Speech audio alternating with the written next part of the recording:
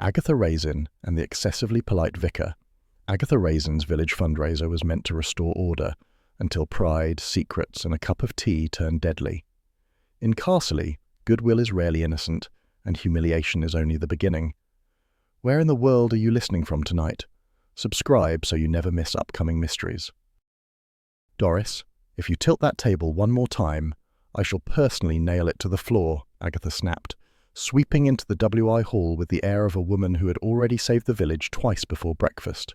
She marched down the centre aisle between wobbling trestle tables, each covered in cloths that Doris Simpson had ironed until her wrists ached. "I'm only trying to line them up, Mrs. Raisin," Doris murmured, edging backward like someone avoiding a skittish horse. "Line them up by sight, not by instinct," Agatha said, shoving one end 3 inches to the left.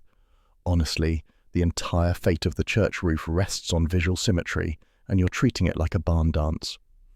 Mrs. Bloxby approached with a gentle smile that suggested nothing in life was worth fretting about, not even Agatha's temper. "It will all come together beautifully," she said. "People are eager to support the fundraiser." "They're eager to see who embarrasses themselves first," Agatha replied, "and I refuse to give them the satisfaction." The WI hall smelled faintly of polish and fruitcake, though Agatha had banned anything resembling sponge until she had approved its presentation. The harsh strip lights hummed, the trestle tables wobbled, and Agatha presided like a small but formidable empress preparing for coronation. Brenda Swithins bustled forward, clutching a clipboard. "Agatha, I must insist the hymn sheets go on the inner tables. The vicar prefers not to make decisions," Agatha said, "and I prefer people seeing the cakes first. It encourages donations." Brenda's nostrils flared. "This is a Grace and Gatto evening, not an eating contest." "Speak for yourself," Agatha muttered. Before Brenda could retort, the hall doors clattered open and Lionel Pargeter strode in as though entering his private club. He was large in the manner of men who had grown accustomed to occupying entire rooms.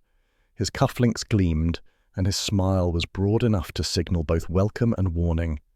"My dear people," Lionel boomed. "What a sight!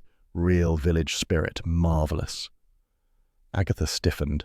She had met Lionel only once before. At a parish committee meeting he had derailed by bragging about his latest acquisition, a fleet of delivery vans embossed with his own face. Mr. Bloxby hurried after him, pale and fluttering. "So kind of you to visit, Mr. Pargeter. We are most grateful, truly most grateful, for your support." Lionel waved a dismissive hand. "Nonsense, Vicar. Happy to elevate matters. Someone's got to bring Carsley into the modern age." Agatha bristled. The modern age could stay in London for all she cared. Tamsin Pargeter followed her husband at a careful distance, elegant, contained, and dressed in the sort of tasteful beige London women wore to prove they were above frivolity. She nodded at Agatha with polite interest, though her eyes gave nothing away. Colin Briggs, the organist, lurked by the refreshment table, muttering about acoustics. Terry Jenkins, the local builder, hovered near Lionel with the hopeful expression of a man imagining lucrative renovation contracts. Young curate Daniel Webb stood beside the stage, wringing his hands as if apologizing to God in advance for whatever the evening might bring. Agatha cleared her throat. "If everyone would kindly stand behind their assigned stations—" "Oh," Lionel thundered, pointing. "Is that your cake, Mrs. Raisin? Splendid height, very professional, almost too professional." Agatha's spine snapped straight. The cake, a towering chocolate torte with glossy curls, had been bought early that morning from an Evesham baker whose discretion cost extra. She had intended to pass it off as homemade with a simple flourish of powdered sugar. Lionel bent, lifted the tablecloth and produced the baker's cardboard box with triumphant glee. "Well, well, what have we here?" A ripple ran through the hall. Brenda's delighted gasp could have powered the lights. Doris froze mid-step. Mrs. Bloxby pressed her lips together in a sympathetic line. "It's merely packaging," Agatha said sharply. "One reuses things. Environmental responsibility." "Of course," Lionel said, grinning. "Nothing says homemade like a shop label. Capital stuff." Laughter broke out, the small, mean-spirited village kind that came from people grateful it wasn't their humiliation being served with cream. Agatha felt heat rise through her chest. Her humiliation was complete, neat as a ribboned parcel. Still, the fundraiser went ahead with surprising enthusiasm. Villagers crowded the tables, tossing coins into donation tins. Colin played a modest organ selection. Brenda dispensed hymn sheets with military precision. Doris spilled jam twice and nearly fainted with apology. Agatha stalked between tables, pretending not to notice the whispers trailing behind her like mischievous children. She caught Mr. Blocksby thanking Lionel so effusively that even Tamsin looked faintly alarmed. "Do stop grovelling," Agatha hissed at the vicar as she passed. "He's only a man, not the Archbishop of Canterbury." Mr. Blocksby reddened. "It's important to show gratitude. He has been very generous." "He's been very insufferable," Agatha replied. Near the raffle table, Terry cornered Lionel. "About that church extension we discussed. I could have drawings ready by Wednesday." Yes, later," Lionel said, brushing him aside with the ease of a man batting away midges. Daniel approached with quiet politeness. "Mr. Pargeter, would you like to see the vestry afterwards? There's talk bores me, Webb. Results matter." Daniel wilted like damp lettuce. As the evening reached its peak, Lionel clapped his hands for attention. "Wonderful turnout. Now, before we disperse, allow me to make a little announcement." Agatha stiffened. Announcements were her terrain. Lionel strode to the front, puffed up with importance. "This roof appeal of ours is only the beginning. I propose we modernise the entire church. Glass vestibule, new sound system, remove those dreadful pews. Think progress. And naturally, I shall spearhead the funding." Gasps fluttered around the hall. Colin looked as though he might faint. Brenda beamed like a woman receiving a Christmas miracle she had ordered herself. Terry rubbed his hands. Daniel blinked repeatedly, perhaps hoping someone else would object first. Mr. Blocksby bowed his head in a gesture so humble it verged on tragic. "Your generosity overwhelms us, Mr. Pargeter. Truly, we cannot thank you enough." Agatha glared at the vicar. The man had backbone only when deciding biscuit flavours for the church fete. Mrs. Blocksby caught Agatha's eye from across the hall. Her expression was gentle but weighted. Something was amiss, and Lionel's involvement promised trouble. As villagers began clearing plates and stacking chairs, Agatha walked stiffly to the cake table and boxed up her tort with unnecessary force. Doris hovered. "It really did look homemade, Mrs. Raisin." "Thank you, Doris," Agatha said tightly. "Next time I'll rub flour on my face for authenticity." She swept out of the hall before Brenda could offer a parting jab. Outside, cool night air brushed her face, carrying the faint smell of wood smoke from nearby cottages. The hum of laughter drifted from the hall. At her expense, she was sure. "I'll show them," she muttered. "I'll show all of them." At home, Hodge lounged on her armchair like a furry emperor. He blinked slowly as she entered, unimpressed by her torment. "Oh, hush," she said, dropping her handbag. "You'd hide a shop-bought cake too if you had opposable thumbs." Hodge stretched, yawned, and flicked his tail in sage dismissal. Agatha poured herself a modest splash of wine, one she absolutely had not earned, and stared into the quiet cottage. The fundraiser was a success, yet Carsley had gained a benefactor who treated them all like serfs, and Agatha had gained a humiliation that would echo through the village for weeks. "Well," she muttered, switching on the kettle, "the man hasn't seen the last of me." The kettle sighed, Hodge settled deeper into the chair, and Agatha Raisin, pride bruised, temper sharpened, felt the first faint prickle that trouble had only just begun. "Hodge, stop looking smug. I refuse to be mocked by a cat," Agatha declared, pacing her sitting room while Hodge washed a paw with exaggerated delicacy. The previous night's humiliation still pulsed behind her eyes. She jabbed at the telephone, muttering about village ingrates before Roy Silver's bright London voice burst through the receiver. "Darling Aggie, you sound like someone stole your mascara." "Worse," Agatha snapped. "A vulgar plutocrat exposed my cake." Roy gave a delighted gasp. "Tell me everything slowly. I want flavour. I might pitch a feature on village philanthropy gone wrong, perfect for an urban readership craving rural disaster." Agatha straightened, vanity stirring. "It was sabotage, Roy. That man, Lionel Pargeter, humiliated me in front of the entire WI." "Lean in, sweetheart," Roy urged. "You make sure you're the centre of whatever drama is brewing. Readers adore you." "I'm not performing," Agatha insisted. "I'm furious." "And yet," Roy sang, "you will rise triumphant, like a phoenix emerging from sponge crumbs." She slammed the receiver down harder than necessary, but her pride felt slightly soothed. If Roy saw narrative potential, then at least her humiliation had cultural value. The next day, Agatha marched into the church vestry with the clipped stride of a woman ready to seize back control.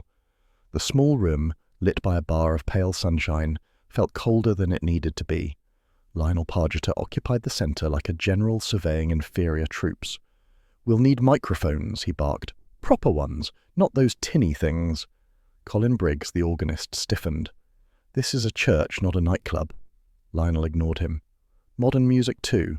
Something with energy." Brenda Swithins drew herself up like a sentinel. "The parish has traditions." "Traditions bore visitors," Lionel cut in. "We want audiences." Terry Jenkins stepped forward smoothly. "I can price a new sound system, and glass lobby if needed." Lionel clapped him on the back with enough force to wind him. "Excellent initiative." Agatha watched the exchange, hands on hips. Lionel was collecting allies like a greedy child grabbing sweets.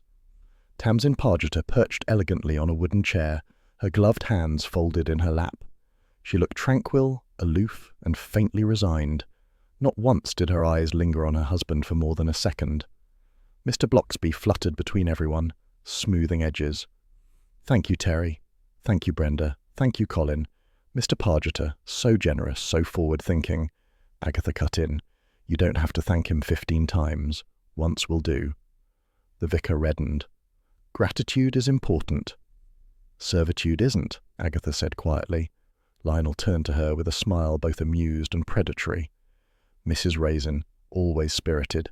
We'll rely on you for event organisation then. You've got a reputation for flair." Agatha bristled. "I prefer competence."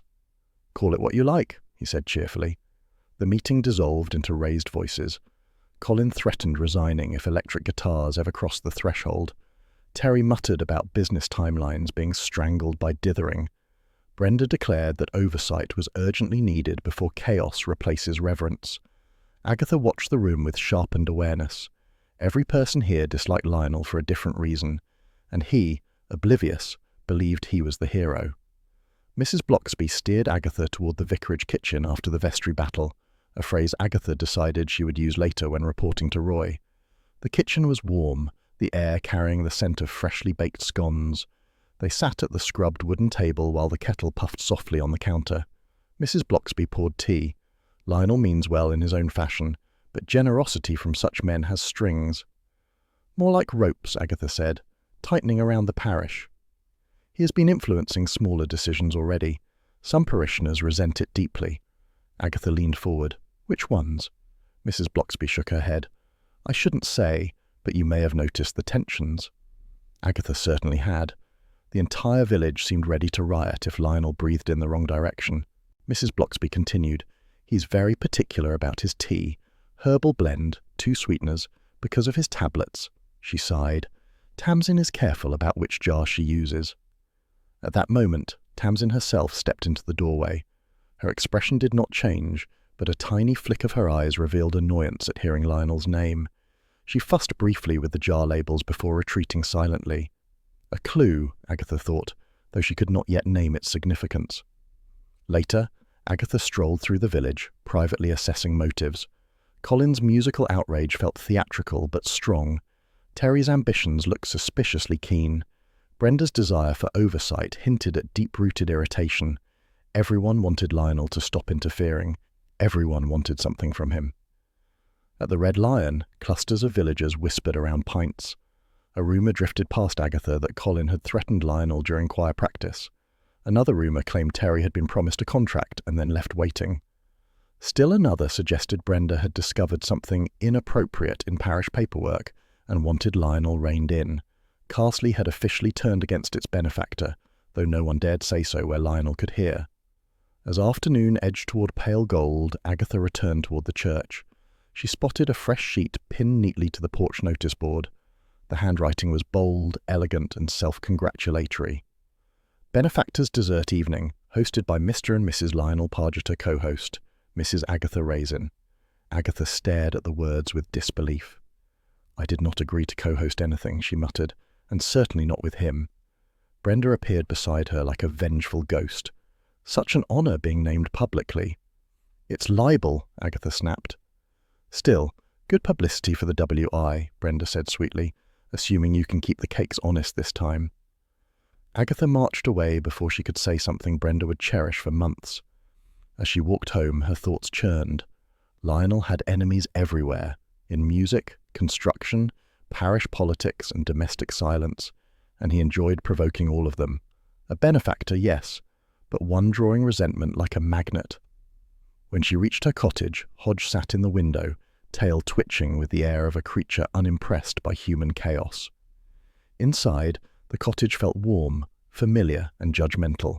She lit a cigarette and dragged hard, because fury always tasted like tobacco. "Don't give me that look," she told Hodge. "You weren't publicly shamed by a man with cufflinks the size of sugar lumps." Hodge blinked slowly. Agatha sighed and kicked off her shoes.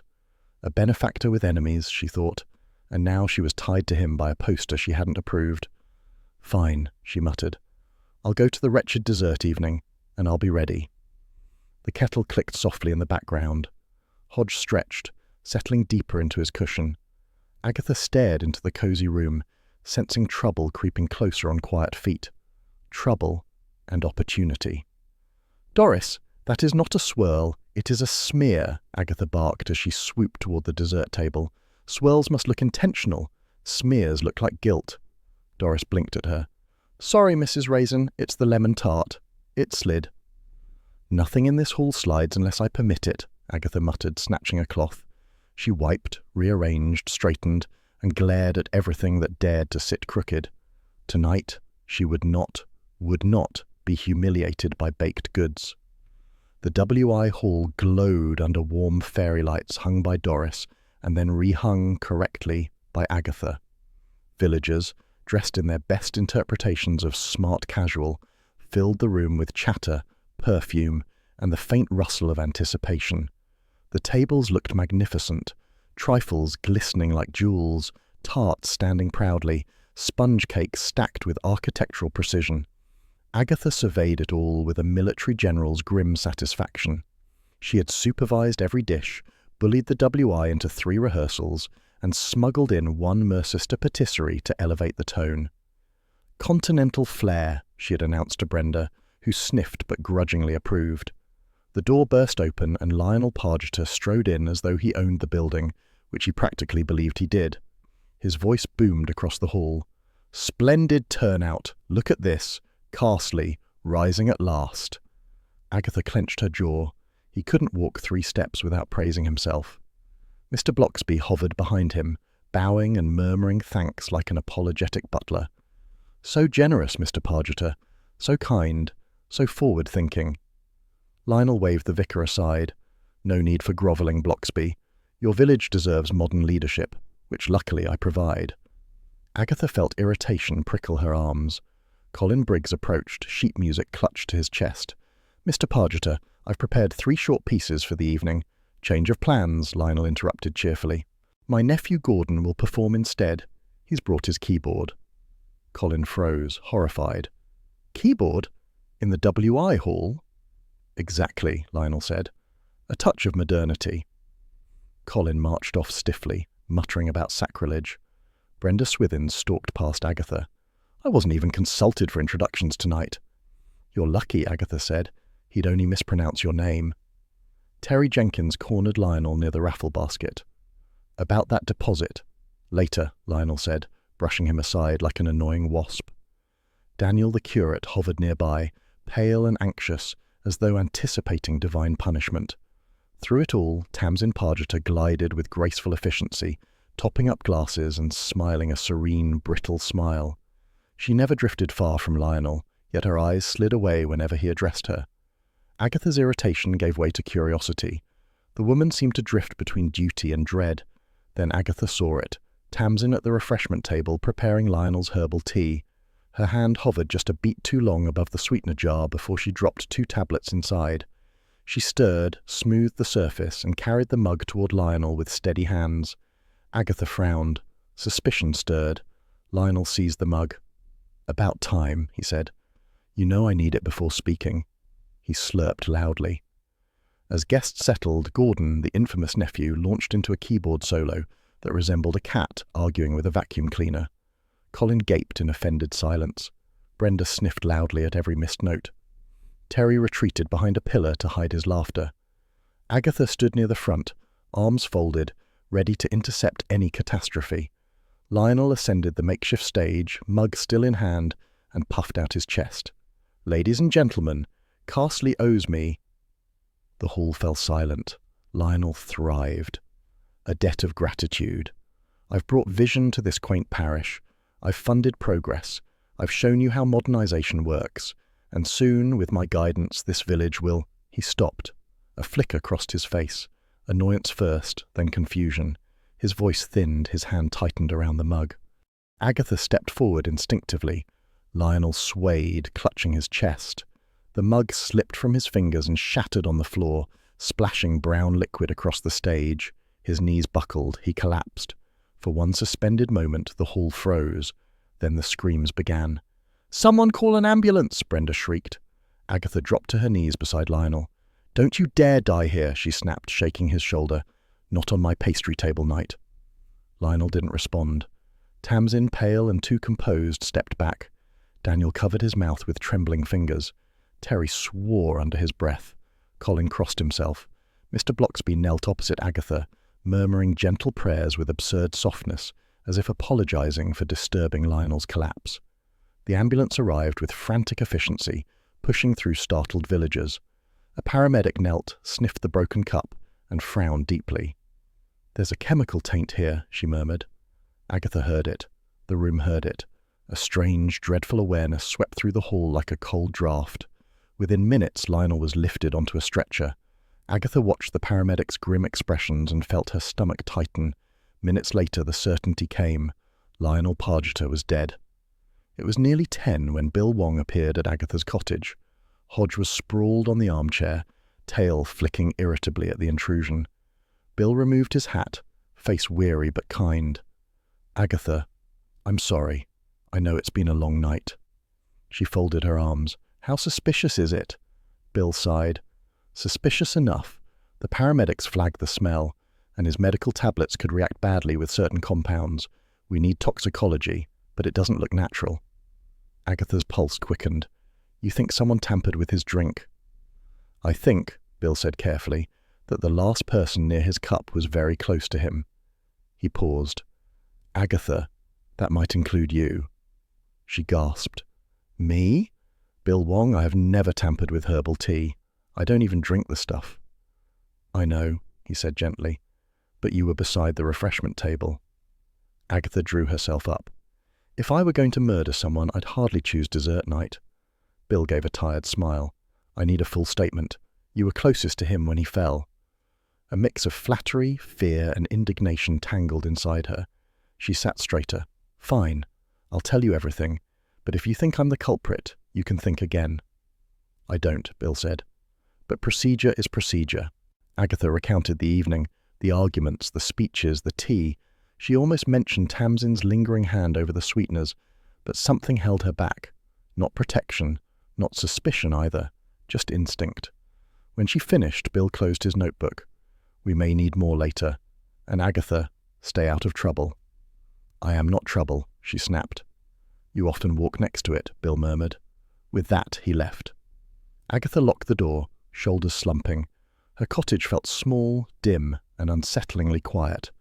Hodge stretched, yawned, and gave her a glance that suggested the evening had been predictable all along. "Well," Agatha muttered, sinking into the armchair beside him, "I did want excitement." Hodge curled his tail closer. Agatha sighed as the kettle clicked softly in the kitchen, the sound of ordinary life continuing despite murder, scandal, and pastries gone wrong. And she knew with a familiar spark that she was now firmly inside the mystery, whether she liked it or not. "Bill Wong, you are wasting time," Agatha announced, bursting through the church's side door with the force of a minor weather event, "and I am here to help." Bill looked up from a table strewn with papers. "Good morning to you too, Agatha." She ignored the greeting. The vestry had been transformed into a makeshift incident room, complete with files, mugs, and a glaring absence of authority she felt qualified to fill. Bill's superior, Inspector Jessup, stood by the window, arms folded and expression grim. Jessup eyed her. Mrs. Raisin, the church is currently a restricted area. Restricted to idiots? Agatha asked sweetly. Because Lionel's killer certainly wasn't one. Bill winced. Agatha, please, let us do our work. That's why I'm here, she said, to accelerate it. Jessup muttered, God help us, before stepping aside. Agatha planted herself next to Bill. Right, bring me up to speed. Bill pinched the bridge of his nose. Agatha, do not interfere. She smiled. Excellent. You desperately need me. Interviews began. Agatha hovered, eavesdropped, or later extracted details using the Carsley gossip network, which she believed more reliable than police procedure. Colin Briggs arrived first, still wounded from the keyboard debacle. His arms were folded tightly, sheet music sticking out of his coat pocket like a flag of martyrdom. I didn't poison anyone, he said before Jessup even started questioning. I merely expressed that electric keyboards are an affront to the sanctity of music. Bill kept his tone calm. But you argued with Mr. Pargeter. I argue with anyone threatening good taste, Colin snapped. If that were a crime, half the village would be in jail. Agatha leaned toward Bill. He's dramatic but harmless. Colin glared at her. I heard that, Mrs. Raisin. She waved him away. Next came Brenda Swithins, lips pursed, handbag clutched like ammunition. She sat with her back perfectly straight, ready to fend off accusations. Jessup said, You were near the refreshments, Mrs. Swithins. Brenda sniffed. I was overseeing standards. Somebody had to. The vicar lets anyone near the tea urn. Bill asked, Did you notice anything off about Mr. Pargeter's cup? His manners were off, Brenda said. His gratitude was off. His sense of importance was off. But his cup looked perfectly normal. Agatha whispered, She hates him enough for motive. Brenda turned sharply. I heard that too. Agatha didn't apologize. Brenda never deserved apologies. Terry Jenkins shuffled in next. His hair was rumpled, his eyes wary. Look, the man owed me money, he said. Doesn't mean I wanted him dead. Bill asked, How much money? Enough, Terry muttered. And he said he'd review the contract.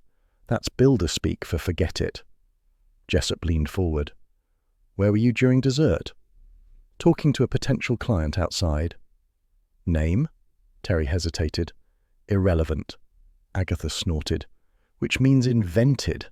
Terry glared. Mrs. Raisin, I don't answer to you. You should, Agatha replied. I'm far scarier than Jessup. Terry's jaw twitched, but he didn't deny it. Daniel the curate entered like a nervous sparrow. His hands trembled. His collar seemed too tight. Bill softened his tone. Daniel, walk us through the evening. Daniel swallowed. I was greeting people, then helping Tamsin pour drinks, then everything went wrong. Agatha narrowed her eyes. You look guilty of something. Daniel flushed. I'm not guilty, I'm anxious. Jessup scribbled a note. Why anxious? Daniel's voice cracked. Because this parish eats its own. Agatha considered him. Daniel was frightened, yes, but not of murder, of something personal. Then Tamsin Pargeter appeared, dressed in understated mourning black. She sat carefully, back straight, hands folded. Her beauty seemed muted tonight, as though grief had dimmed her colours. Bill spoke gently. Mrs. Pargeter, thank you for coming. She nodded. Lionel could be difficult, but he was generous. Agatha watched closely. On the word difficult, Tamsin's jaw tightened. Bill asked, You prepared his tea? Yes, I always did. Her voice softened. For consistency. A pause, a clue. Lionel's tea ritual mattered. Jessup asked, Mrs. Pargeter, you were briefly absent before dessert. Why? I went to check the car, Tamsin replied. I thought I'd left the lights on. Agatha eyed her. Did you? Tamsin gave a thin smile. They weren't on after all. Agatha tucked the detail away. Convenient excuse or nervous truth? Hard to tell. When interviews wrapped, Agatha cornered Bill.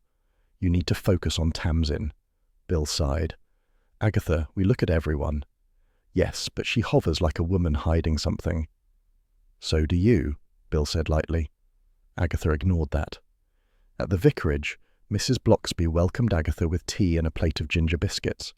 The kitchen glowed with homely comfort, a sharp contrast to the vestry's tension. Mrs. Bloxby sat with a weary sigh. It's been dreadful, Agatha. Truly dreadful. Agatha sipped her tea. "Your husband is behaving oddly, even for him." Mrs. Blocksby looked troubled. "He's apologizing for everything, thanking everyone. He barely sleeps. It's unusual." "Unusual," Agatha said. "It's deranged. He thanked Lionel for insulting him." Mrs. Blocksby folded her hands. "I fear Lionel had influence over him." Agatha leaned in. "Blackmail?" Mrs. Blocksby hesitated. Her silence spoke. Agatha felt vindicated. "He's hiding something." Mrs. Blocksby shook her head gently. "If he is, he believes it's for the parish's good." "That man could guilt-trip a saint," Agatha muttered. "Your husband needs a spine transplant." Mrs. Blocksby gave a soft laugh, then grew quiet. Red herrings littered the day. Bill discovered Lionel had argued with Terry earlier about inferior materials. Brenda had been seen shredding paperwork in the vestry, which she claimed was pastoral housekeeping. Colin told the choir he was ready to walk out for good because of the keyboard humiliation. Everyone looked guilty. Everyone looked innocent. Everyone had motive, which, Agatha thought with smug satisfaction, meant everyone needed her. When Agatha returned home, she found something shoved through her letterbox, a single sheet of paper. The typing was uneven, clumsy, like someone using an old machine. She read it aloud. "Leave it to the police or the next cup will be yours." She stared at it for a long, thrilled moment. Then she smiled. "Well," she told the empty hallway, "someone finally recognizes my importance."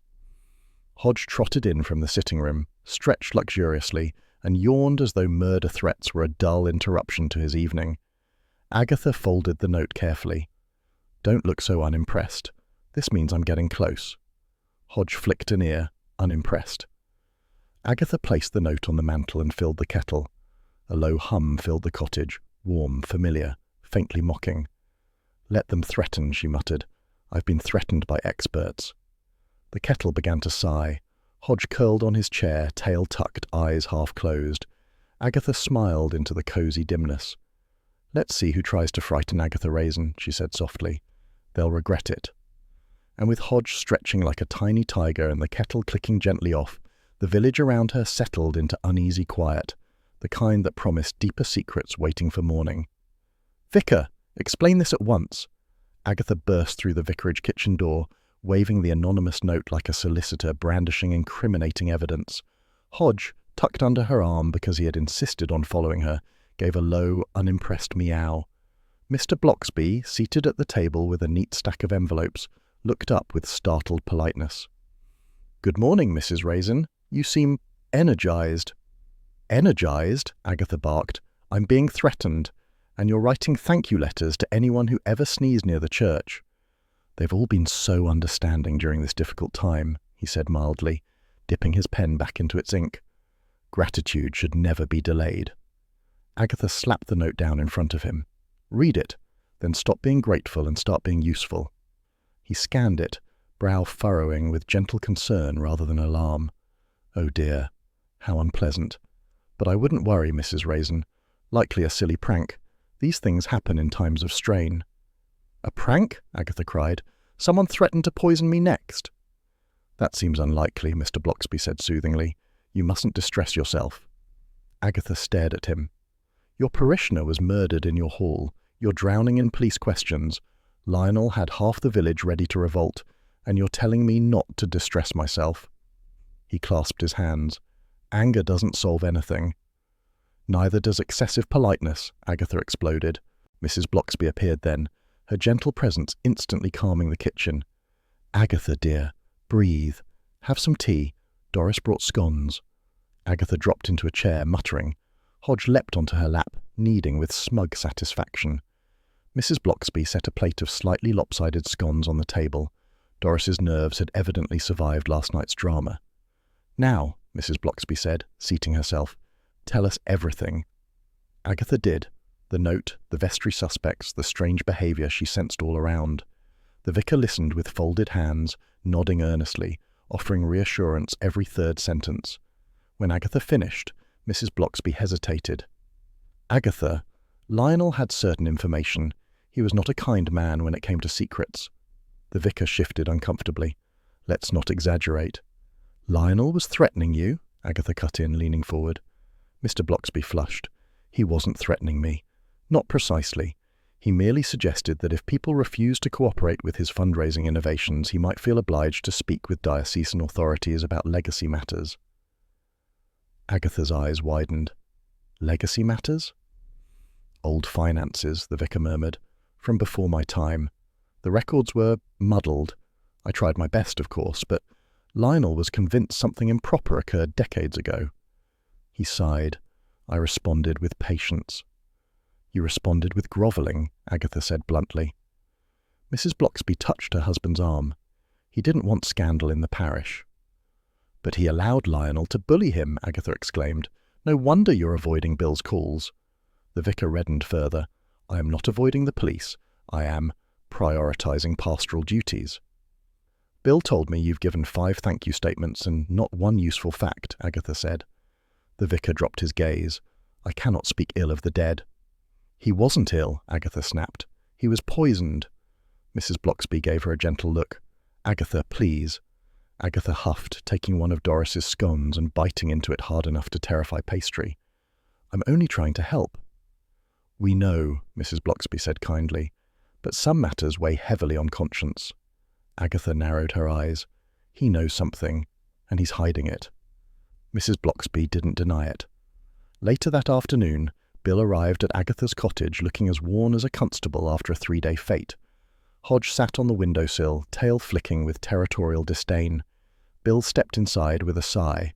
Agatha, I need clarity. Your friend the vicar is being impossible. Welcome to the club, Agatha said. He practically recites thank yous instead of information. Bill ran a hand through his hair.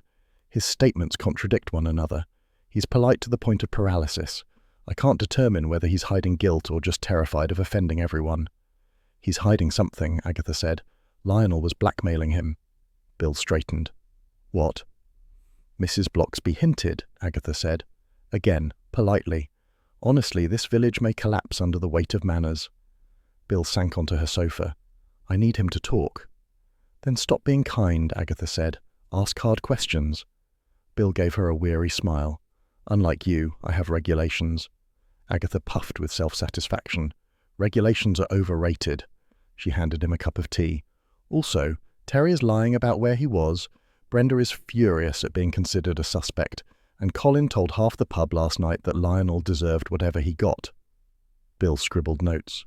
Anything else? Yes, Agatha said grandly. I received a death threat. Bill nearly spilled his tea. Agatha! Oh, don't fuss. It was typed on an ancient machine, probably meant to intimidate me. Instead, it confirmed I'm making progress. Bill closed his eyes. Please don't escalate things. Agatha smirked. I don't escalate. I reveal. That evening, Agatha wandered to the Red Lion, hoping for more gossip. The pub buzzed with subdued excitement, the kind villagers pretended was concern, but which tasted suspiciously like enjoyment. Terry sat at the bar, nursing a pint. When Agatha approached, he stiffened. Heard you were with a client when Lionel collapsed, she said casually. That's right, he muttered. The landlord says you were outside alone. Terry flushed. The landlord is nosy. Agatha smiled sweetly. So am I. Who's the client? He muttered something unintelligible and fled to the smoking area. Across the room, Brenda was engaged in vigorous complaining. The police hound me because I was near the tea.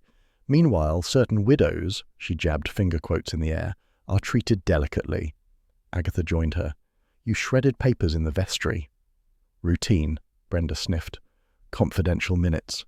Lionel had scribbled all over them. Did you dislike him? Agatha asked. Brenda's eyes gleamed. Dislike is not a strong enough word. Colin sat alone in a corner. When Agatha approached, he muttered, I hope the police ask about artistic cruelty. That keyboard solo should be a crime. Did you argue with Lionel? Agatha asked. Colin straightened. Frequently, but poisoning is beneath me. I believe in moral superiority, not chemical warfare. Agatha found that disappointingly convincing. When she returned home, Hodge met her at the door with a chirp. Agatha tossed her handbag onto the side table and sent the anonymous note fluttering to the floor. Hodge leapt onto the table, batting at the church fundraising leaflet tucked beside it. Both papers slid, colliding, smearing a bit of ink. Agatha bent to pick them up. Her eyes narrowed. The typeface, the misaligned letters, the faint ink smudges. It matched. The church newsletter had been typed on the same clumsy old typewriter as the threat. She felt a thrill. Well, well, someone close to the vicarage wants me off the case, Hodge purred, pleased with himself. Agatha held the two papers together, smiling at the confirmation. Good boy, she murmured. You've just identified my blackmailer. She straightened the papers, placed them on the mantel and filled the kettle. Hodge curled on the armchair, whiskers twitching with smug satisfaction. The kettle hummed gently. Agatha watched steam rise, tasting the warm satisfaction of discovery, tinged with mischief. Oh yes, she whispered. Someone is worried. And they should be. The kettle clicked off. Hodge stretched lazily, claiming the room as his kingdom. Agatha smiled, sharp and ready. Tomorrow, Carsley would learn she was far from done.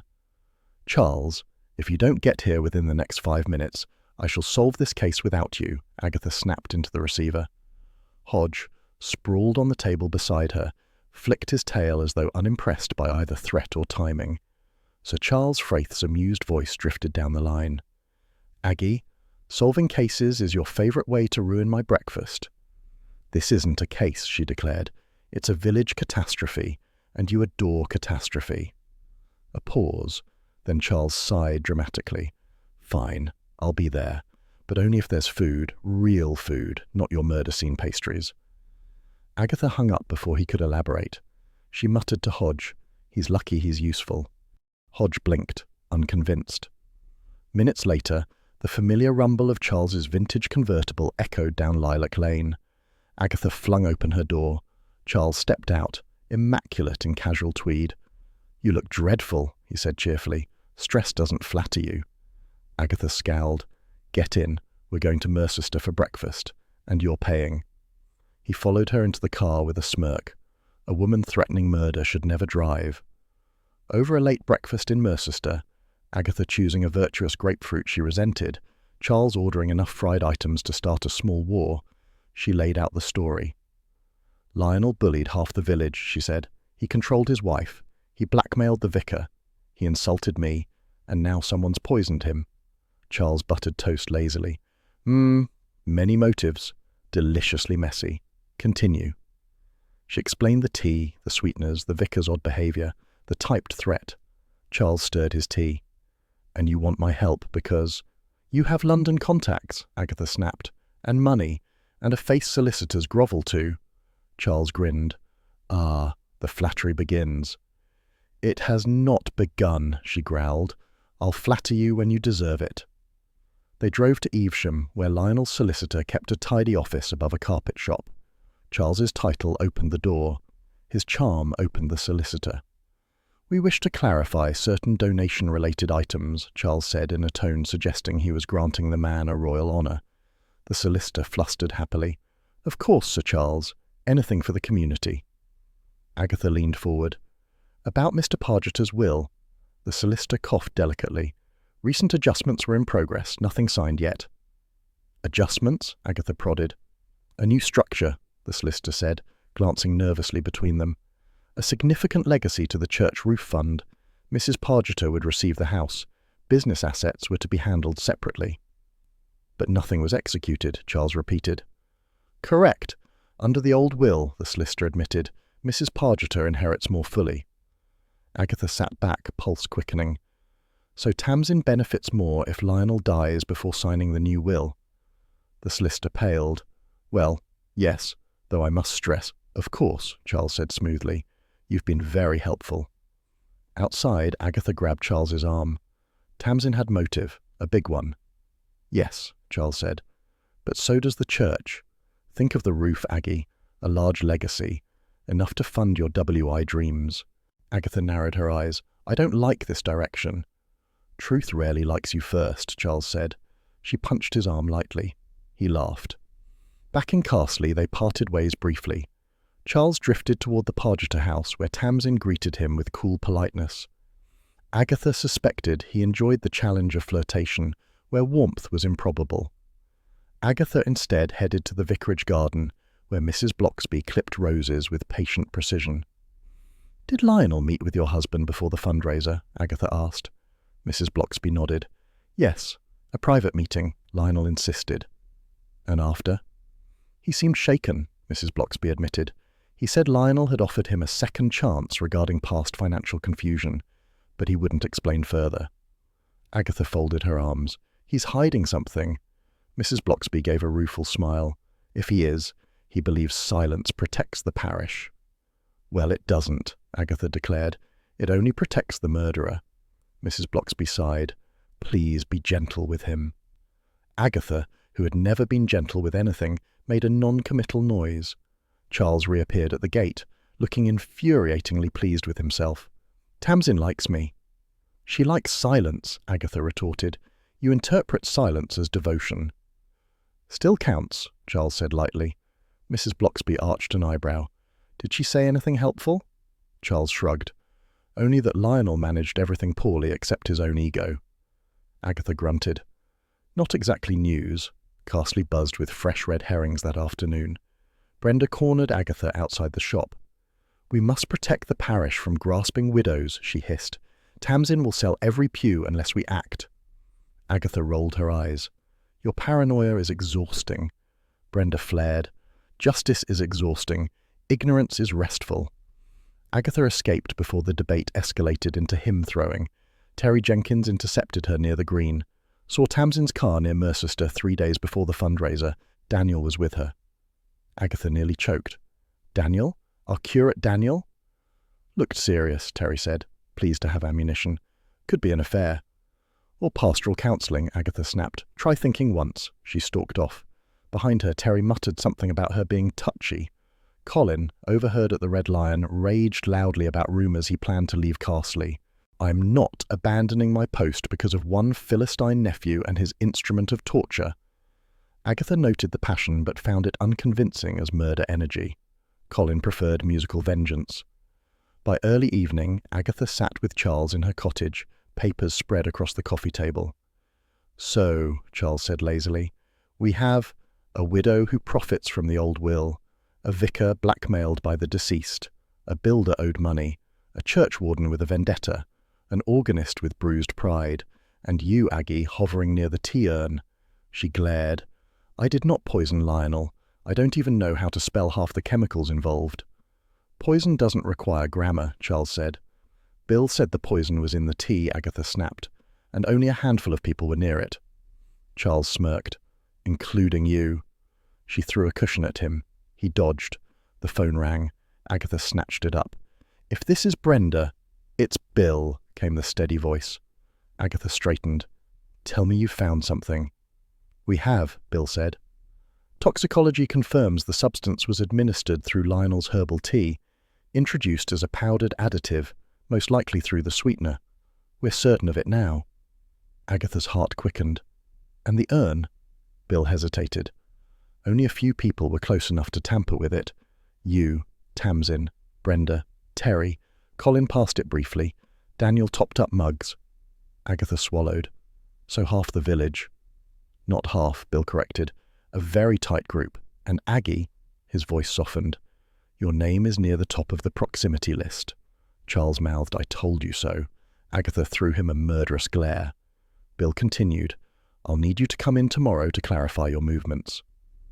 "Bill Wong," she declared, "if you think I poisoned that man—" "I don't," Bill said firmly, "but clarity is crucial." Agatha huffed, feeling both vindicated and insulted. "Fine, I'll come." She hung up. Charles rose, smoothing his jacket. "Well, Aggie, exciting developments." "Get out," she muttered. He grinned, kissed her cheek and left. Agatha sank into her armchair. Hodge looked up, blinked once, then stretched luxuriously. "Well," she said, rubbing his head, "apparently I'm now a prime suspect." Hodge curled up, deeply unconcerned. The kettle clicked softly in the kitchen, filling the room with its familiar domestic sigh, gentle, steady, and utterly unfazed by murder, wills, or flirtatious aristocrats. Agatha exhaled. "Tomorrow we get answers." "Get." Hodge purred, pleased with her resolve. "I am not being arrested for proximity." Agatha stormed into the vicarage hallway without bothering to knock. Hodge, having refused to stay home, trotted in behind her with a superior flick of the tail. "Where is your husband? I need answers before Bill starts imagining things." Mrs. Bloxby, serene as ever, emerged from the kitchen with a tea towel in her hands. "He's in the study, dear, but do try not to shout at him. He's rehearsing Lionel's memorial address." "Good," Agatha snapped. "He can rehearse telling the truth." She marched down the hall and flung open the study door. There sat Mr. Bloxby, surrounded by neat piles of pastel pastoral leaflets, reading aloud in a voice dripping with impeccable gentleness. "We gather to remember Lionel Pargeter, a man of considerable energy whose contributions were always offered with enthusiasm." He paused, grimacing. "No, that sounds uncharitable, or perhaps too charitable." Agatha crossed her arms. "You sound like you're memorializing a malfunctioning lawnmower." Mr. Bloxby jumped slightly. "Mrs. Raisin, I didn't hear you come in." "That's because you were drowning in politeness," Agatha said. "Now tell me what you're hiding. Bill thinks I'm a suspect." The vicar folded his hands, as if praying she would vanish. "Mrs. Raisin, you mustn't exaggerate. Proximity merely means you were near the tea." "I was near the tea because I was near civilization," Agatha snapped. "This village would still be chewing stale custard if not for me." Mr. Bloxby cleared his throat delicately. "Nevertheless, the investigation must follow its course." Agatha leaned over his desk. "Your excessive niceness is obstructing justice. What did Lionel tell you?" The vicar coloured. "Nothing of consequence." Mrs. Bloxby slipped quietly into the room and shut the door behind her. "Perhaps," she said gently, "something of consequence ought to be shared now." Agatha seized on it. "Yes, listen to your wife. She has a functioning spine." Mr. Bloxby looked pained. "Agatha, please." "No," Mrs. Bloxby said, her tone soft but unyielding. "You cannot keep protecting everyone at the cost of clarity." The vicar sank into his chair. It wasn't a confession, not formally, but Lionel spoke freely before the fundraiser. Agatha's eyes narrowed. "Spoke about what?" The vicar twisted his fingers. "He boasted he'd been using sensitive parish information to secure business deals, matters entrusted to him during his philanthropic collaborations." Agatha stiffened. "He used confidential information? What kind?" "Financial histories," the vicar whispered. "Old legacies, donor records. He implied he'd used them to underpay certain contractors." "Terry?" Agatha said. "I didn't ask names," the vicar said quickly. "It felt sordid." "And that's not all," Mrs. Bloxby murmured. Mr. Bloxby looked miserable. "He suggested that a certain prominent Carsley woman had given him gossip, information he used to pressure planning committees." Agatha froze. "Which prominent woman?" "I cannot say," the vicar said firmly. "Speaking ill of the deceased would be quite unchristian." Agatha's voice rose. "The man blackmailed half the county, and you're worried about his reputation." Mrs. Bloxby laid a calming hand on her husband's shoulder. "Niceness, my dear, is not always goodness. Sometimes it's fear." That struck him more deeply than any of Agatha's accusations. He looked down at his folded hands. "I only wanted to spare people shame." "And instead," Agatha said, "you're helping a murderer." Mrs. Bloxby gave her a warning look. "Agatha." "Well, he is," Agatha insisted. "If he knows something that clears me and he won't say it, that's practically aiding and abetting." Mr. Bloxby lifted his head. "I will pray on it." Agatha threw her arms in the air. "Wonderful. By the time you finish praying, Brenda will have staged a coup, Terry will have built a motorway through the churchyard, and I'll be in a holding cell." That evening, Bill arrived at Agatha's cottage with more news. Hodge was sprawled in his favourite chair, judging everyone equally. Bill held up a thin folder. We traced the anonymous note. Agatha sat straighter. "Finally! Who wrote it?" "Well," Bill said, "the typewriter it was made on is the same one used for church notices and newsletters." Agatha blinked. "You mean the ancient one in the church office? The one Brenda guards like a relic?" "Could be Brenda," Bill said. "Could be Daniel. He uses the office at odd hours. Could be anyone with a key." "Or the vicarage," Agatha said triumphantly. "He has access. So does Mrs. Bloxby." Bill sighed. "Agatha, we are not implicating the vicarage." "I am," she said briskly. "Someone threatened me. I refuse to be democratic about suspects." Bill pinched the bridge of his nose. "Just Be careful. Agatha smiled sweetly. Careful is for people with dull lives. Later, after Bill left, Charles returned, impatient for action. We're going staking out, Agatha declared. Someone is meeting at the church late. I can feel it. You can feel indigestion, Charles said. You often confuse the two. But he followed her out the door because he always did. The church loomed in a fine, damp mist. Not rain, but a drifting veil that made the stone walls look slightly blurred. It wasn't a weather opening. It was atmosphere that mattered. Agatha and Charles crouched behind a yew bush. Agatha adjusted her scarf dramatically. Charles adjusted his expectations downward. You know, Charles whispered, we could have done this from the comfort of my car. Hush, Agatha hissed. Spies never sit in convertibles. Mine has better suspension than this shrub. Stop complaining. Charles peered toward the vestry. Someone's coming. The door creaked open. A figure stepped into the misty glow of the porch lamp. Daniel. He looked tense, glancing around nervously. Then another figure emerged behind him. Tamsin Pargeter. Agatha elbowed Charles. Aha, I knew it. An affair. Or a murderer's pact, Charles whispered. Far more interesting. Tamsin's face was strained, her voice low. Daniel kept wringing his hands. They were too far to hear properly, but their posture screamed secrecy. Tamsin touched Daniel's arm. He flinched like she'd burned him.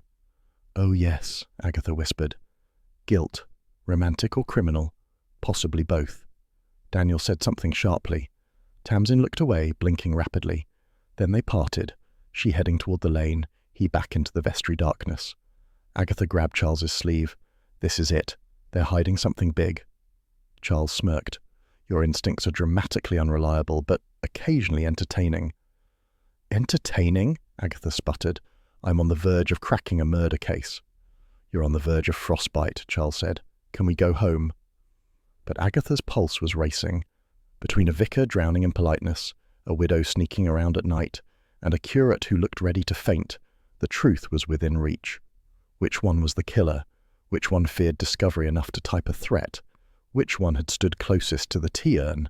Agatha rose, brushing leaves from her coat. Tomorrow, she said, we confront someone. I just haven't decided who. Charles offered an arm with exaggerated gallantry. Lead on, Miss Marple. She smacked him lightly. He chuckled. They walked back toward her cottage, the mist curling around them like a curtain preparing for the next act. Inside, Hodge lifted his head from the sofa, stretched extravagantly, and yawned in disdain at their dramatic entrance. Agatha locked the door, muttering, Everyone in this village is lying. Hodge blinked slowly, unimpressed by human failings. The kettle sighed to life in the kitchen, filling the cottage with its familiar warm promise. Agatha felt a spark of satisfaction. Tomorrow, someone's mask would slip.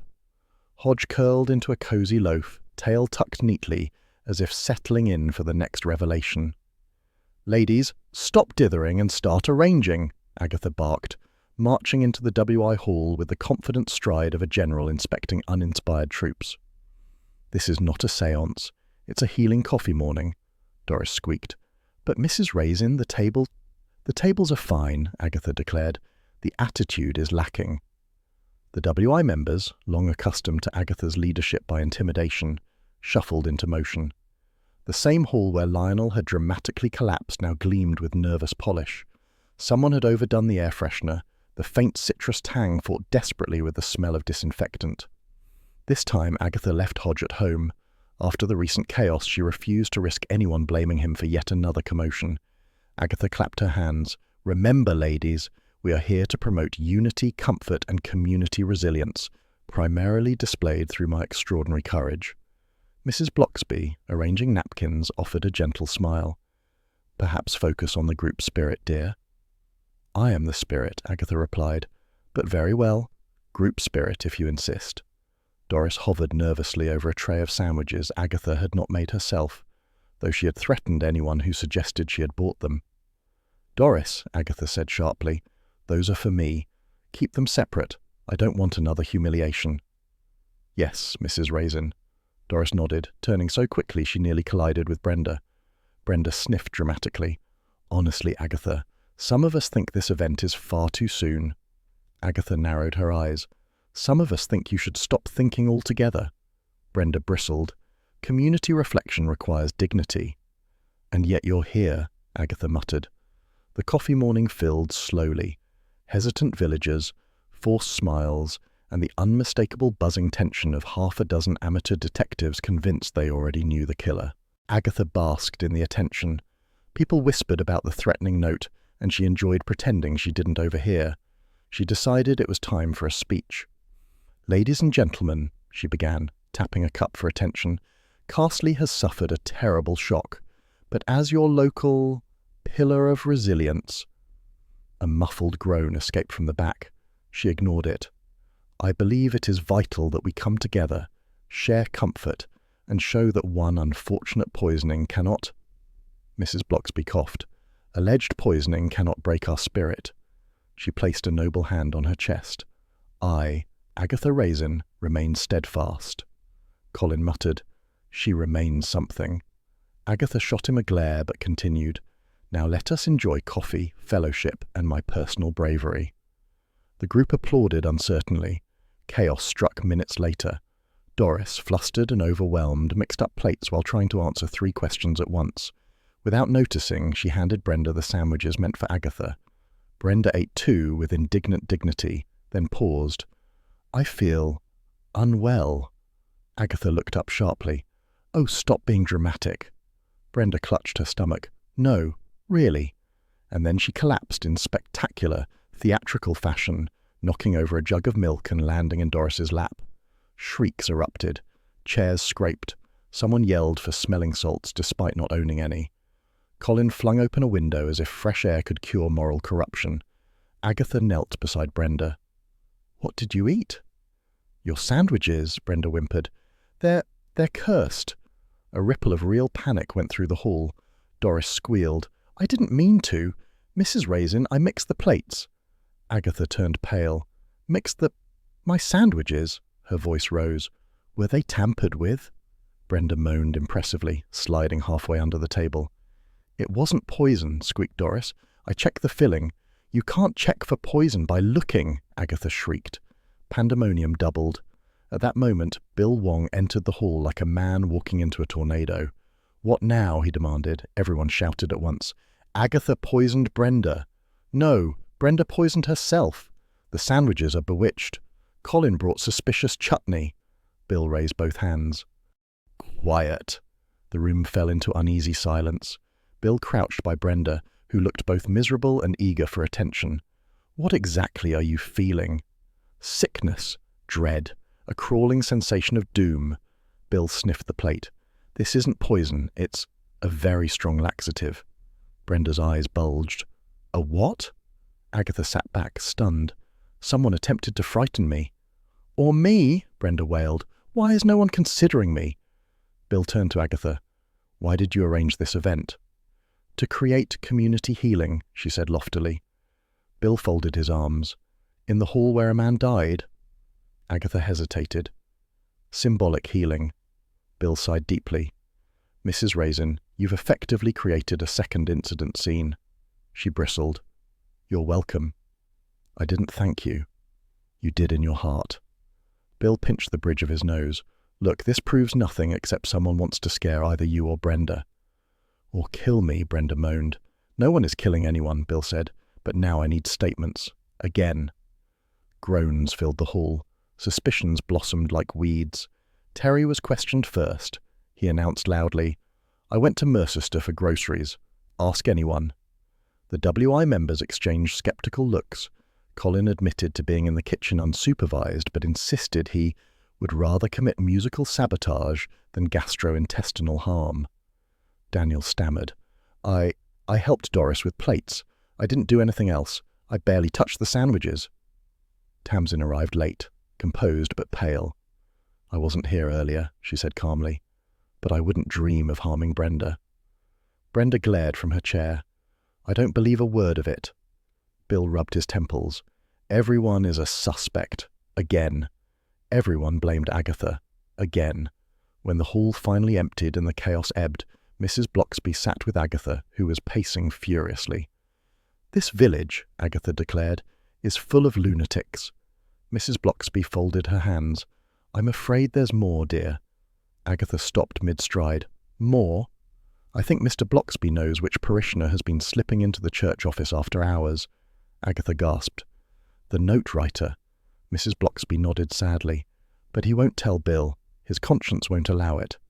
Agatha groaned. "His politeness is actively obstructing a murder investigation." Mrs. Blocksby looked troubled. "He believes kindness should prevail."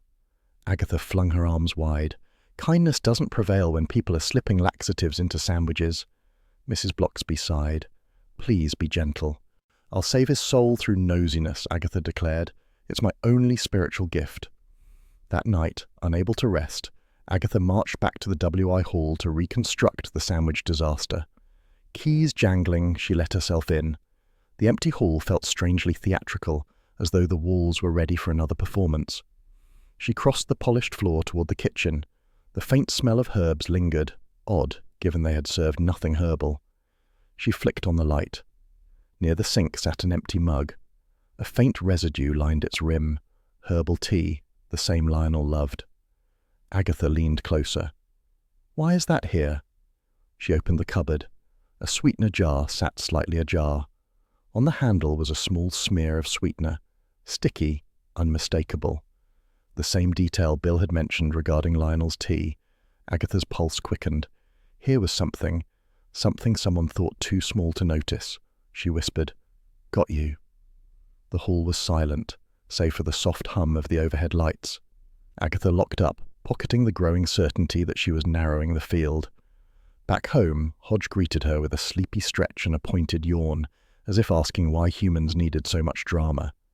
Agatha filled the kettle, feeling the warm promise of tea and triumph.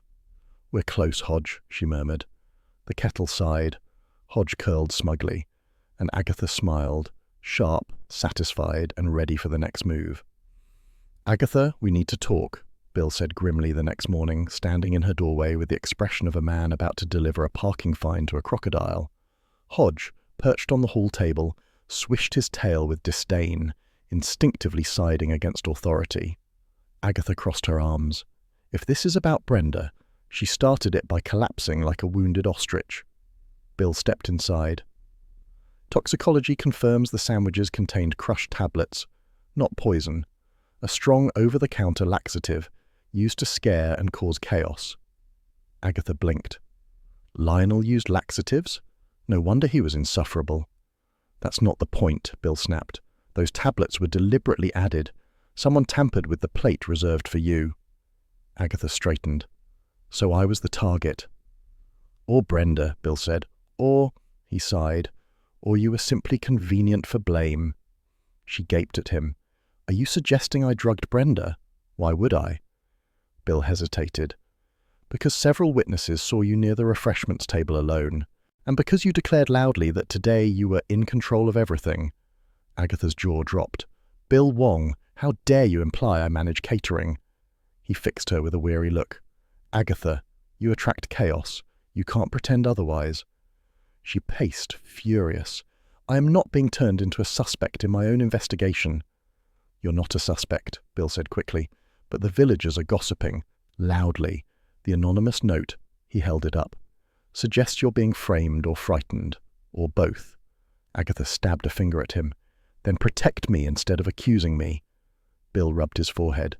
"Just stay put today. No schemes. Please." Agatha bristled but nodded. "Fine, but only because I have better things to do." Hodge meowed triumphantly, as though dismissing the entire police force with one sound. Charles arrived an hour later, uninvited but welcome. He wandered in through her garden gate with the languid grace of a cat burglar who'd retired for moral reasons. "You look murderous," he said cheerfully. "Tea?" Agatha flung herself onto the sofa. "Bill thinks I drugged Brenda." Charles snorted. "If you did, she'd still be running to the hospital." "That's not funny," Agatha snapped. "They think I'm the problem." "My dear," Charles said, sitting beside her, "you are the problem, gloriously, which is why someone is using you." Agatha narrowed her eyes. "Explain." "Your presence is like a glitter bomb," Charles said. "Every scene becomes about you. If someone wanted to hide mischief, they'd do it behind your flair. Who benefits from you being discredited?" Agatha frowned. Someone hoping I stop investigating. Or someone who wants to distract suspicion, Charles added. You're the perfect lightning rod. Agatha sighed. I hate being useful to murderers. That's the spirit, Charles said. Determined not to mope, she reviewed each suspect again, this time with bitterness sharp enough to pickle onions.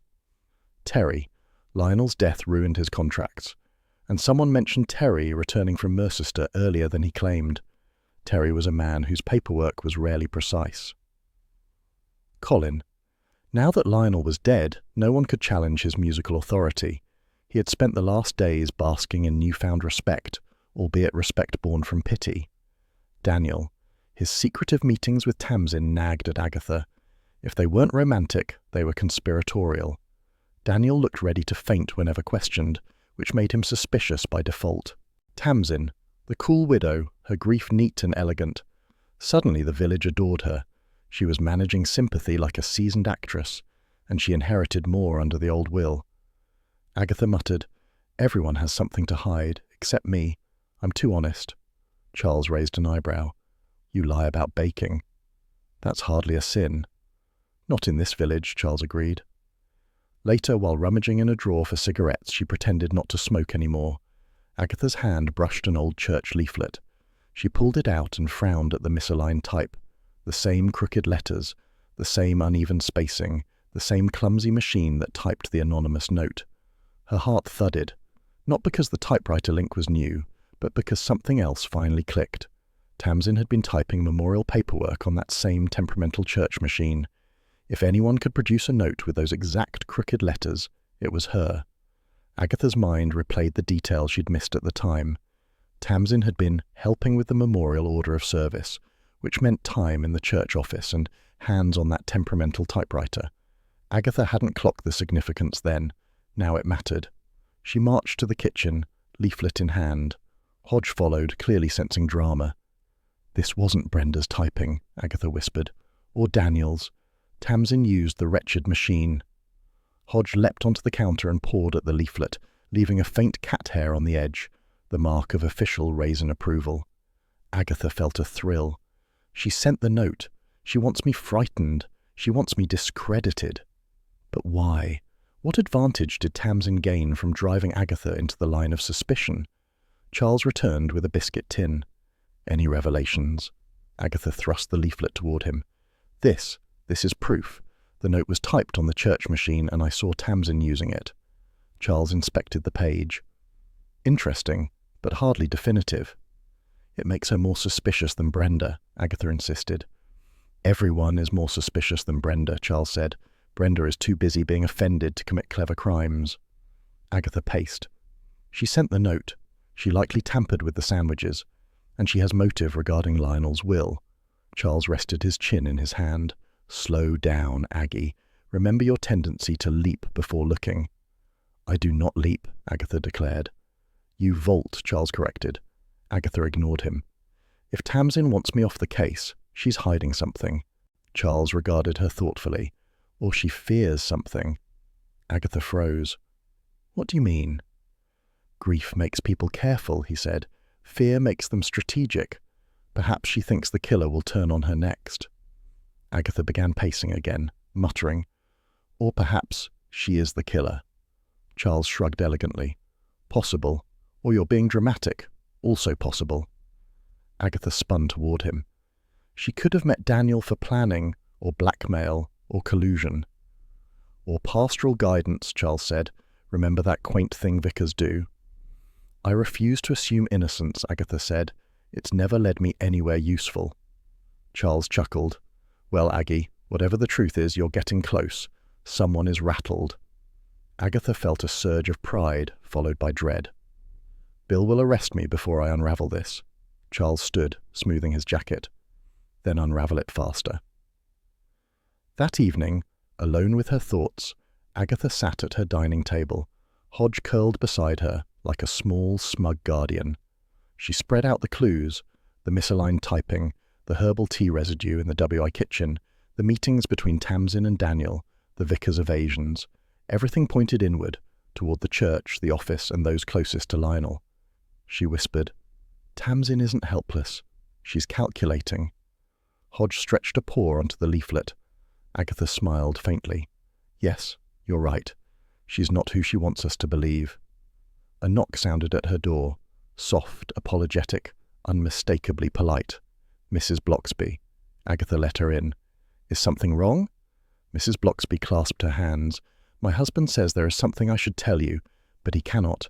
His conscience won't allow him. But I feel you will soon uncover it. Please, be kind when you do. Agatha softened. I'm never unkind to people who deserve kindness. Mrs. Bloxby gave her a rueful smile. That is precisely the difficulty. After she left, Agatha stood in the quiet cottage, absorbing the weight of the day. Rattled suspects. A threatening note, a near poisoning, a widow with hidden teeth. She exhaled slowly.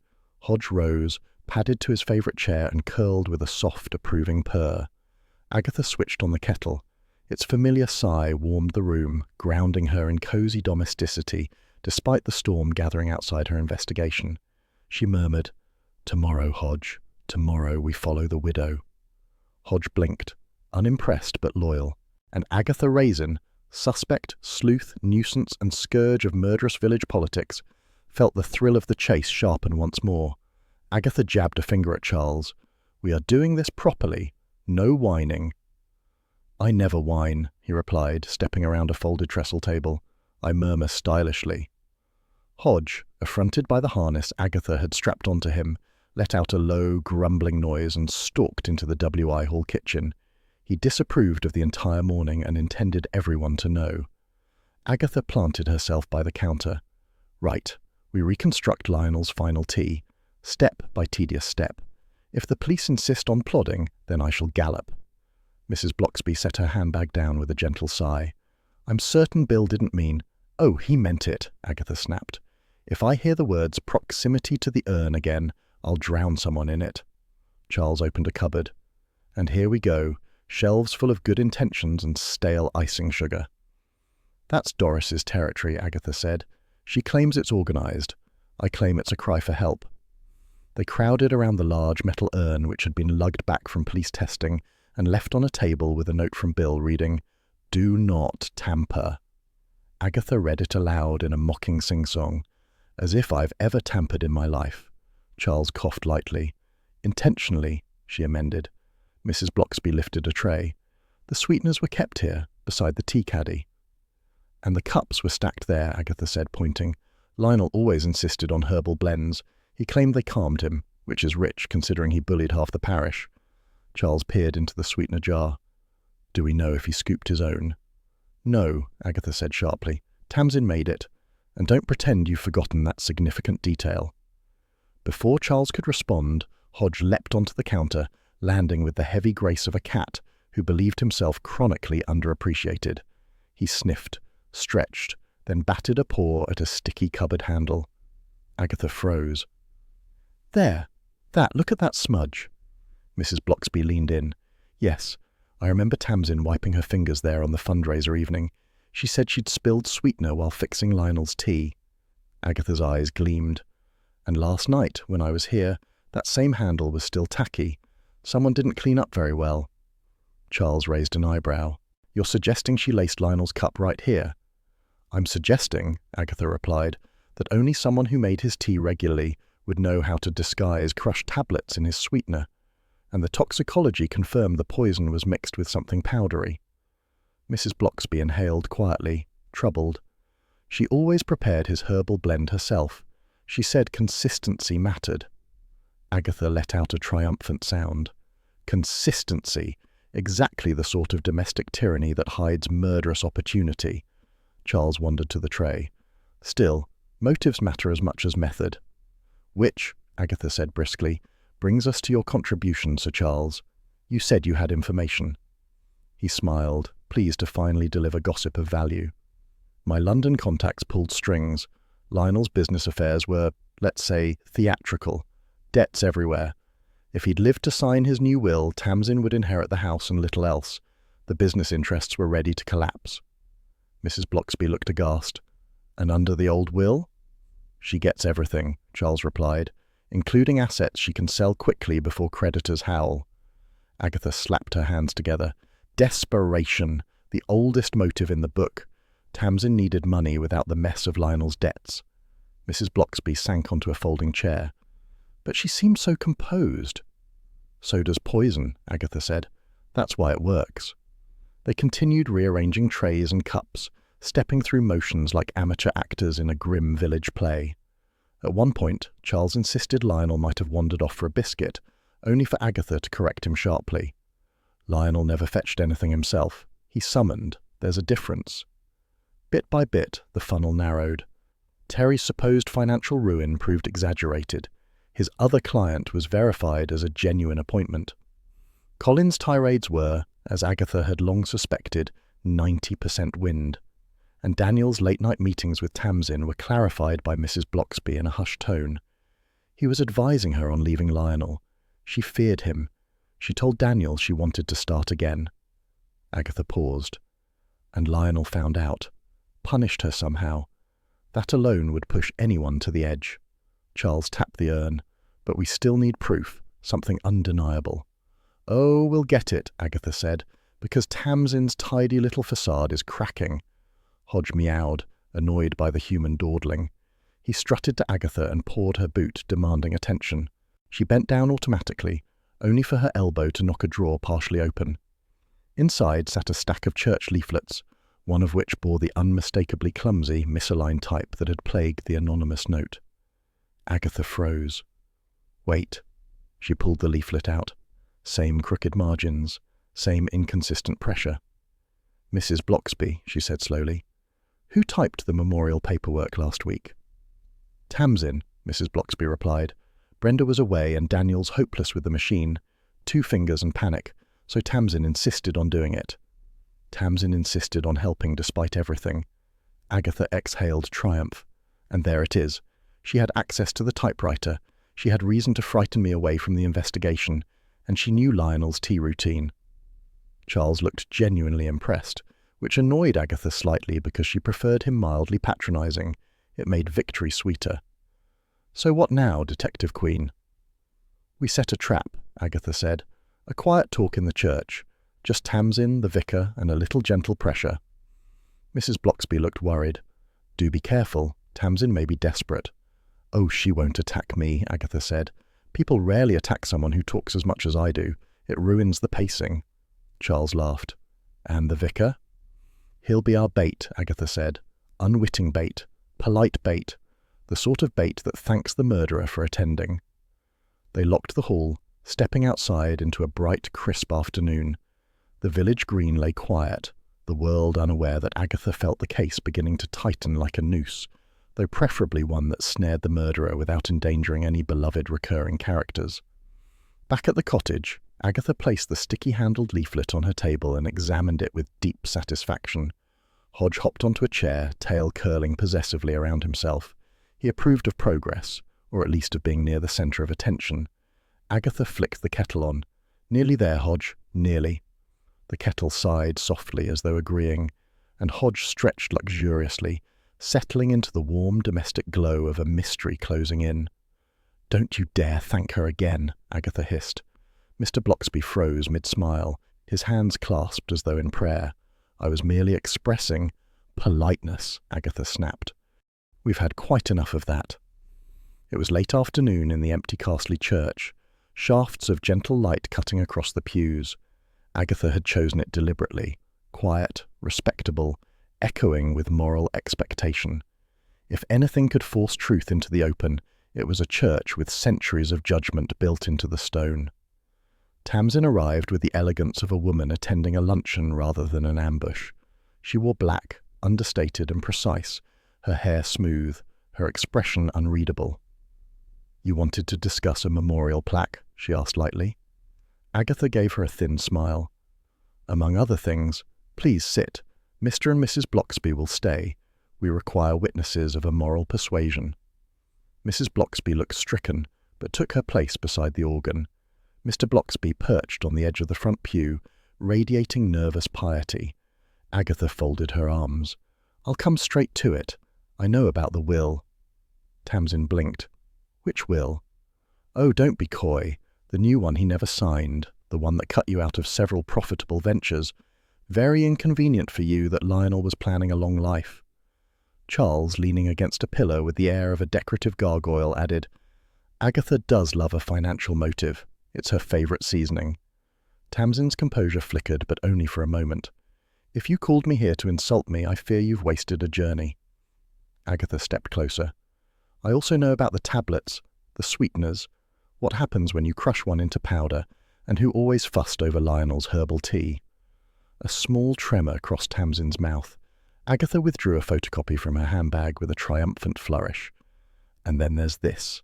She held up the anonymous note and a church leaflet side by side. "Identical typing quirks, misaligned letters, same obsolete typewriter. You were helping with the memorial paperwork, weren't you? Plenty of time to produce threats." The church seemed to inhale. Tamsin's breath left her in one soft sigh. "I didn't mean to frighten you personally, Mrs. Raisin. I just wanted the investigation to stop circling the vicarage. I panicked." Mr. Blocksby made a wounded sound. Panicked?" Tamsin's poise crumbled at last. She sank into a pew, hands tightening around each other. Her voice, when it came, was low but steady. "You don't understand what Lionel was like. Not really. People saw him brash, boastful, charming when he wished. But at home," she shook her head, "nothing that leaves bruises. Nothing that could be photographed. Just pressure. Endless pressure. Mockery disguised as affection. Plans made for me, not with me." Agatha, unexpectedly moved, sat beside her. Tamsin continued, staring ahead at the silent altar. "Daniel was helping me. I wanted to leave. Lionel found out. He said he'd ruin Daniel in the diocese, and me in the village. Then he told me he'd rewrite the new will again, remove me entirely, claim I'd been unfaithful, that I was unstable." Mrs. Blocksby murmured, "Oh, my dear." "He even threatened," Tamsin whispered, "to expose certain financial misdeeds using parish information, things he swore the vicar would be blamed for. He enjoyed leverage. It made him feel powerful." Mr. Blocksby looked stricken. "He hinted as much to me. I'm ashamed I didn't act. I thought kindness would diffuse matters. But kindness without courage is cowardice," Mrs. Blocksby said gently. "I've been waiting for you to admit it." He bowed his head. For once he said nothing polite. Agatha cleared her throat, regaining the centre of gravity. "Tamsin, did you poison Lionel's tea?" Tamsin closed her eyes. "Yes." The word echoed through the empty nave. "I crushed a powder into the sweetener," Tamsin whispered. "Something I shouldn't have had access to, but did. I knew Lionel's tea routine so well I could do it without anyone noticing. I chose it because it would disappear in the sweetness and the herbal taste. I thought it would only make him unwell, quiet, long enough for me to leave. But I was wrong. It killed him." "I thought, well, you know what I thought." Charles shifted uncomfortably, uncharacteristically solemn. "I didn't want him to die," Tamsin whispered. "Just to stop, to sleep through his temper, to give me room to leave. But I misjudged the dosage. I misjudged everything." Agatha stared at her, surprised by the honesty. Too honest, perhaps. No theatrics, no excuses, just bleak truth. "And Brenda's sandwiches?" Agatha asked. Tamsin shook her head sharply. "That wasn't meant to hurt anyone. Only frighten you, Mrs. Raisin. You were getting too close. I thought a scare might send you back to London." Agatha puffed herself up indignantly. "I do not scare. I annoy, interfere, and triumph, but I do not scare." Charles muttered, "She has a point. Fear isn't her core trait." Tamsin gave a faint, miserable smile. "I'm so tired. Living with Lionel took years from me, and killing him took the rest." Mrs. Blocksby dabbed at her eyes with a handkerchief. "My dear, confession is the only way forward now, for the village, for your conscience." Agatha nodded firmly. "You must tell Bill, yourself, not through whispers, not through me or the vicar. Straight to him. The village deserves clarity." Tamsin stood slowly. Her shoulders were straighter than before, though her face looked pale enough to vanish into the stone around her. "Very well. I'll go now, before I lose my nerve." Mr. Blocksby rose too, flustered. "I should accompany you, offer support, pastoral comfort." "No," Agatha cut in. "She must do this alone, and you must stop cushioning everyone's worst decisions with apologies. It's done enough harm."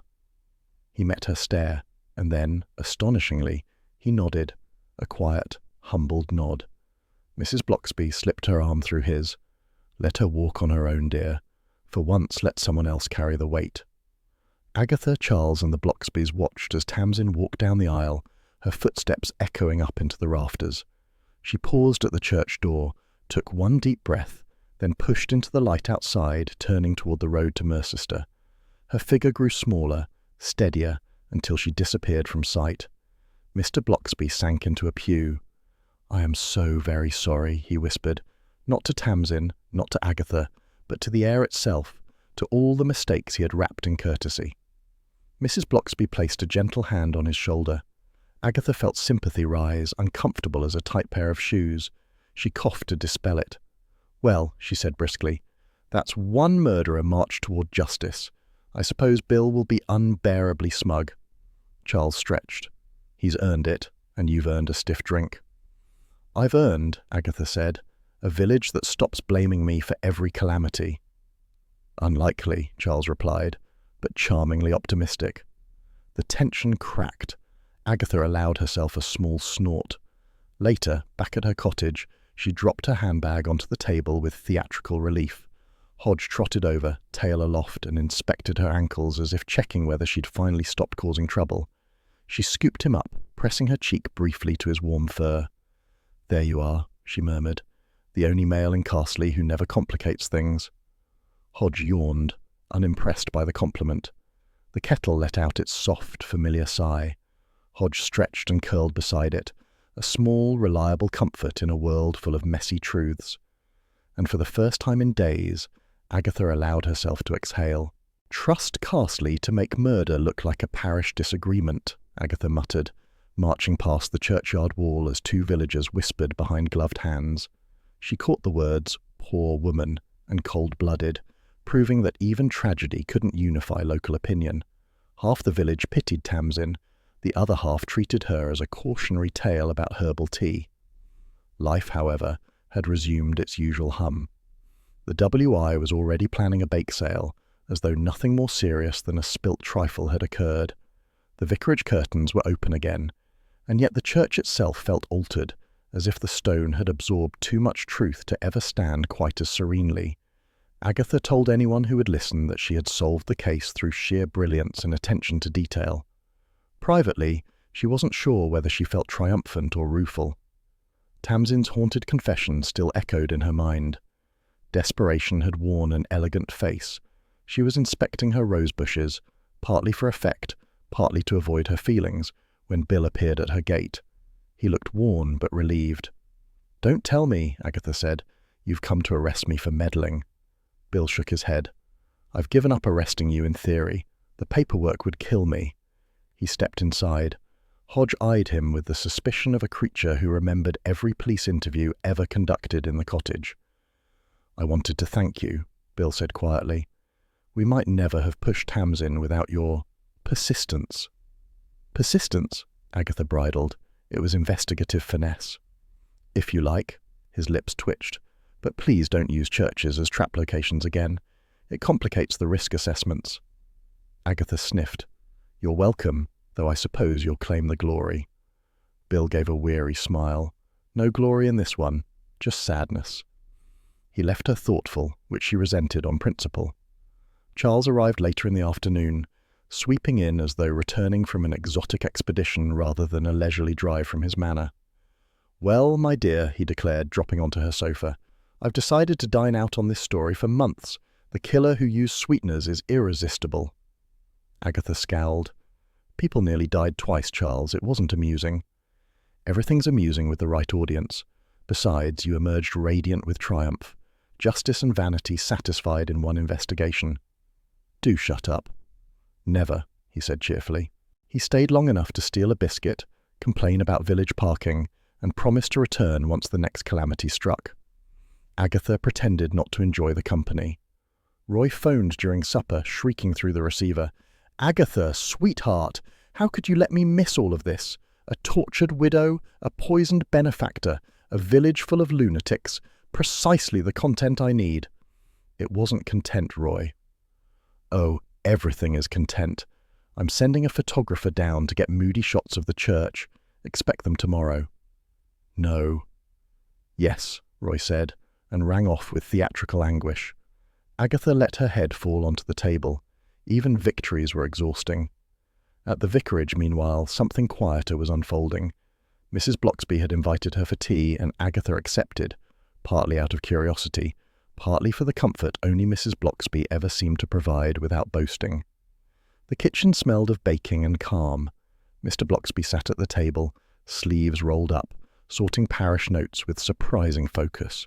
His usual smile was absent, replaced by a thoughtful stillness. "I've been reconsidering my approach," he said before Agatha could speak. "Politeness is no virtue when it hides wrongs. Lionel forced me to see that." Mrs. Bloxby poured tea with warm approval. "He's discovering boundaries," she murmured. Mr. Bloxby flushed. "I intend to support those who actually need help, not those who demand it most forcefully." Agatha, touched despite herself, gave a brisk nod. "About time. People misuse your good nature and your good stationery." He managed a shy smile. "I'm grateful for your honesty, Mrs. Raisin." "Rare thing around here," she said, stabbing a scone. "Present company accepted." They drank tea, properly strong, properly sweet, and spoke of small things. It felt like the church itself exhaled through them. As dusk fell, Agatha returned to her cottage. The moment she stepped inside, Hodge stretched luxuriously on the armchair, making it very clear he would not be shifting. "You smug little sofa thief," she said fondly, dropping her handbag. He closed his eyes, perfectly content. The house felt quiet in a way that unnerved her. Cases always filled her with a hollow restlessness once solved. Triumph was fleeting, loneliness lingered.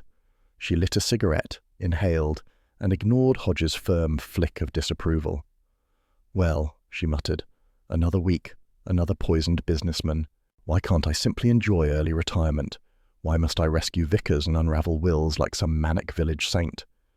Hodge blinked, unimpressed by her self-pity. She wandered to the window.